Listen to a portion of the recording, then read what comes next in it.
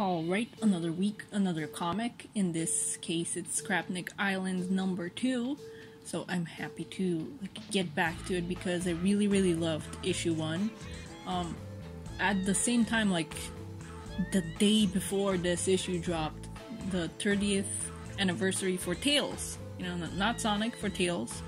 Because, well, as of recording, it's the 30th anniversary of Sonic 2, aka it's Tails' anniversary, so a big old comic dropped for that occasion, and I'm gonna be covering that, but it's gonna be a while because it's a long one, so I'm gonna need, a bit to gather my thoughts and as I read it, and get the video together for it. But yeah, that's the little mini update hidden in this video. But yeah, let's get to it. I'm excited to get to it because the first issue left me with questions, not in a bad way, in a very positive way, where I'm like, where is this going? What's gonna happen next? So yeah, the covers. Frankly, I can't decide between this cover and cover B being my favorite. All three are good, don't get me wrong. The retail incentive one has a neat sense of exploration to it and a vastness to it. But if I were to play favorites, I can't decide. This one, cover A, has Mecha Knuckles and the hat, very important. But cover B depicts Mecha Sonic on top of a pile of scrap and scrap badniks, holding an unconscious Sonic by the wrist, and it has gorgeous backlighting, so I can't decide. And we also have a little promo here for Sonic Prime, the trailer drop, I think it's the final trailer. Well, it might not be the final trailer because we still have about a month to it, so there might be more, but we'll see. But yeah, that's that on that. The verdict is I can decide on a favorite cover. Start out with a flashback of the way Sigma ended up on the island. He's shut off, having washed up on the shore all broken up, and then he wakes up and he gets up and sees that the wreckage of the death egg is there, and he has, all this seaweed and stuff on him. So yeah, pretty neat stuff. I love how we get the scale of the death egg, even though half of it is missing. Look how teeny tiny Sigma is next to it. It really brings back that sense of this thing is freaking massive. Sigma, I guess, fixes himself and then takes to fixing other robots that have ended up here. And I guess maybe this is indeed an artificially created island just from scrap washing up on it beside the death egg. So it's just there. They're not being left there on purpose, they're there on accident. The flashback leads up to the point where the robots lead Sigma to a broken and shot off Mecha Sonic that's washed up on the beach. It leads to this nice parallel of on the very next page where Sonic and Tails are relaxing at the same spot that Mecha washed up at. And I want to add, I like that the flashback pages had washed out brown borders rather than the usual white ones. Tails makes a translator module for the Scrapniks, and they all want to say hello, and it's really cute. I really like how Jack Lawrence draws Tails and how he draws expressions. And I didn't show it here, but the moment where the Scrapniks start talking to Sonic and they're like, hello, and he's like, Tails, what is this? I love how kind of flabbergasted he is by it.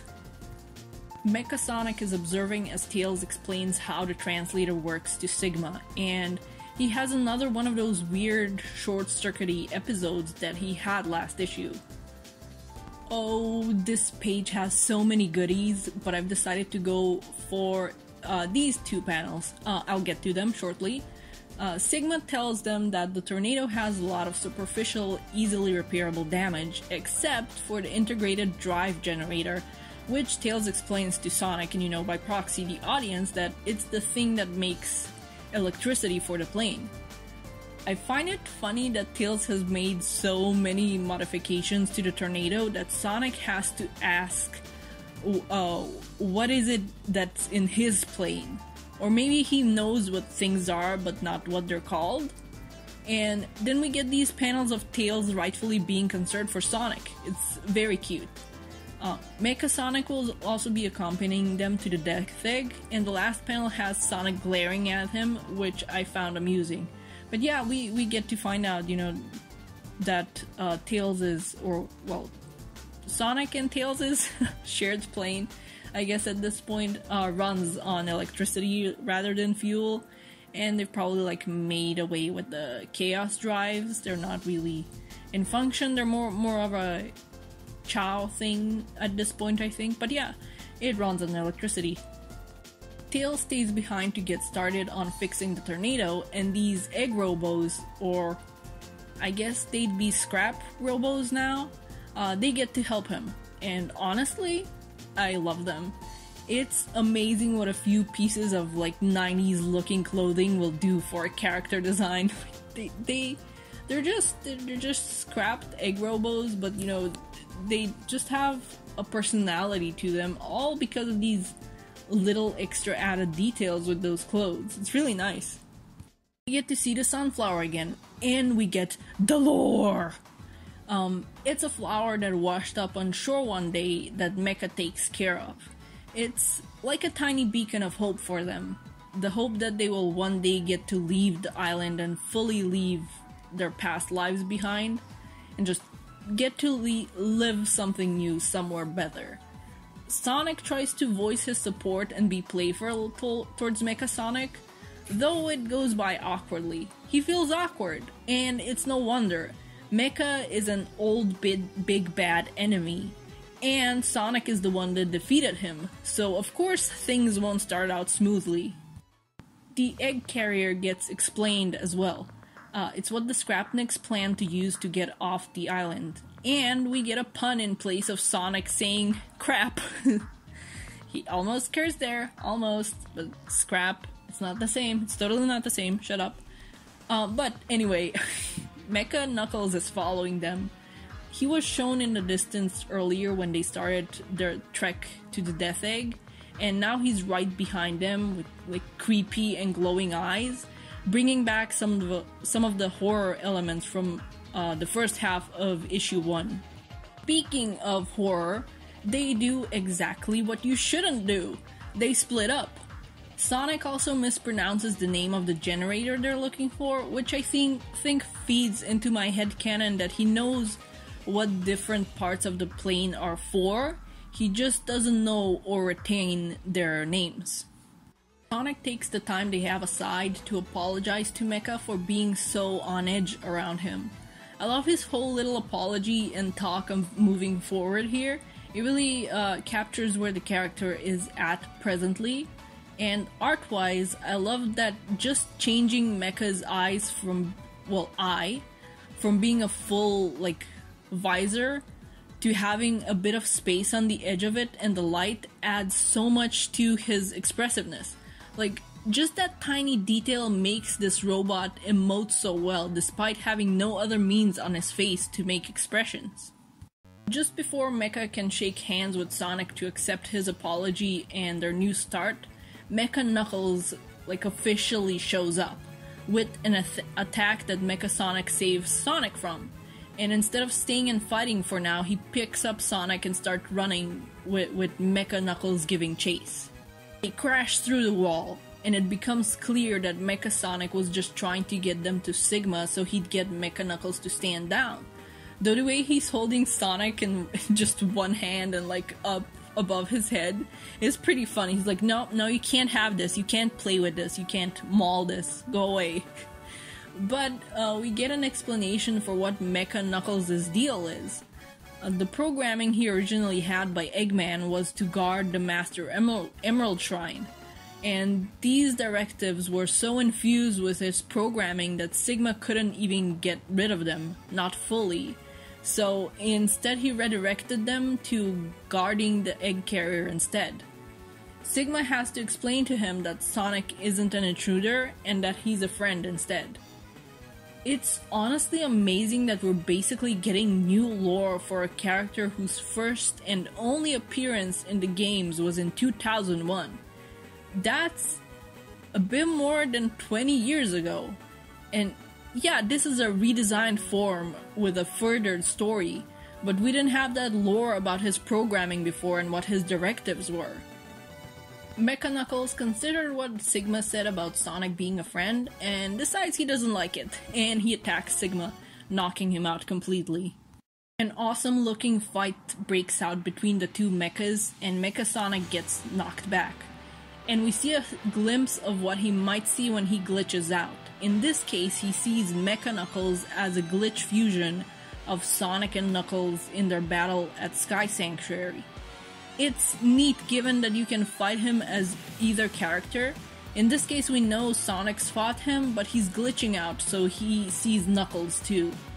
And I like that they glitched out and censored their eyes. That way we don't have, they don't have to worry about depicting them as their modern colored eyes or their classic black ones. There's just no eyes, so there's no hassle there. The borders of the comic itself become black and then staticky before we go into this sort of flashback, which is so cool. Mecha sees Sonic from before and what he'd said, except it's corrupted and Sonic's like threatening him and insulting him instead, so he attacks this version of Sonic. As he does, the image moves behind him and becomes something else. An ungodly, glitched up and corrupted version of a vision of Eggman, Sonic, and Knuckles. This is clearly a prolonged glitch comprised of the short ones he'd get before, like a corruption of data and memories jumbled and horrifying, the borders of the comic itself becoming glitchy and corrupted. They keep using the comic borders to their advantage in visual storytelling this issue, and I am loving it. The vision of Eggman calls him his greatest creation yet, before the corrupted Knuckles punches into him and causes an explosion, causing Mecha Sonic to fall into darkness while repeatedly being called trash, before he wakes up from his robotic nightmare. And I know I keep mentioning the borders, but I love what they're doing here. Even the edges of the panels become glitchy and separated while the borders get worse and worse, becoming red even, before everything turns like black when Mecha Sonic wakes up. Mecha Sonic grabs Mecha Knuckles and destroys him in a way that would be quite extra horrifying if he wasn't a robot, but it's scary all the same. Like, he grabs him and spin dashes into his back and becomes like a giant saw blade and just cuts him up basically and destroys him from the back. And Sonic becomes uneasy again at the sight of this as Mecha Sonic glares over at him. Or maybe he just looks at him. He kinda looks like he's glaring nearly all the time. Okay, definitely glaring as Mecha Sonic then rushes for Sonic, grabbing him by the neck while glaring really intensely at him. I feel like Mecha's reaction could be any number of things, or any combination of them. He'd been glitching a bit, so maybe he finally lost it, but if he did, why would he still save Sonic from Mecha Knuckles? It could be the intense reminder that he was once considered someone's greatest creation, only for Sonic and his friends to ruin that and reduce him to trash, both literally and figuratively. Maybe it was that he found a new life on the island in relative peace, only for Sonic to show up and ruin everything again, all the while spending a bit of time judging him and being on edge. I'm sorry if you heard that. There was a big bang outside. Anyway, now Sigma's knocked out and he just had to destroy Mecha Knuckles to save Sonic, like one of his own basically. So maybe he's all fed up. I do want to mention, in a panel I didn't showcase, Sigma explains gears and starters when Mecha Sonic crashes through the wall with Sonic and Mecha Knuckles. And I know that it's just a common punny thing to have mechanical and or mechanic characters exclaim, but it was something Mr. Tinker said and something Bell says. So I think it'd be nice if they got off the island and got to meet Bell, maybe down the line. it'd show that there's robots out there that are kind of like her, and it'd probably drive forward her whole plan to take in scrapped badniks and robots from Eggman and fix them up and have them be good. I don't know, we'll see. I think it would be better down the line, definitely, because Belle has been getting a lot of attention in these recent comics. Like, other characters that got introduced in the comic got a bit of a break in between. Meanwhile, Belle has just kind of been constant, so maybe down the line. We'll see. But yeah, I really, really love this miniseries. It's been such a visual treat in every way. The story is awesome, and I've honestly found myself loving Mecha Sonic. Like, don't get me wrong, his design was always awesome, I always liked that, but he showed up once in Sonic 3 and Knuckles, got destroyed, and never showed up again.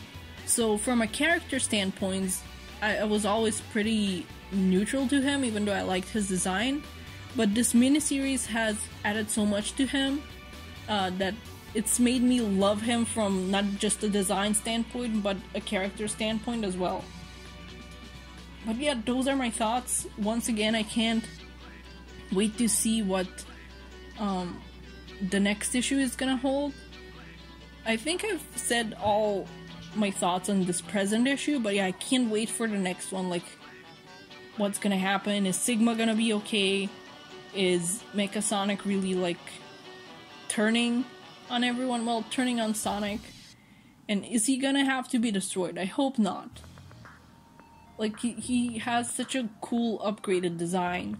But yeah, I want to know what his deal is. Is he gonna be able to work through the things he's going through? And is Sonic gonna be okay? And how are they gonna get off the island? And are they gonna take the Scrapniks with them somehow? Again, I have so many questions in such a good way, and I can't wait to see where things go from here. But yeah, those are my thoughts and rambles, and see you when I see ya. Bye bye.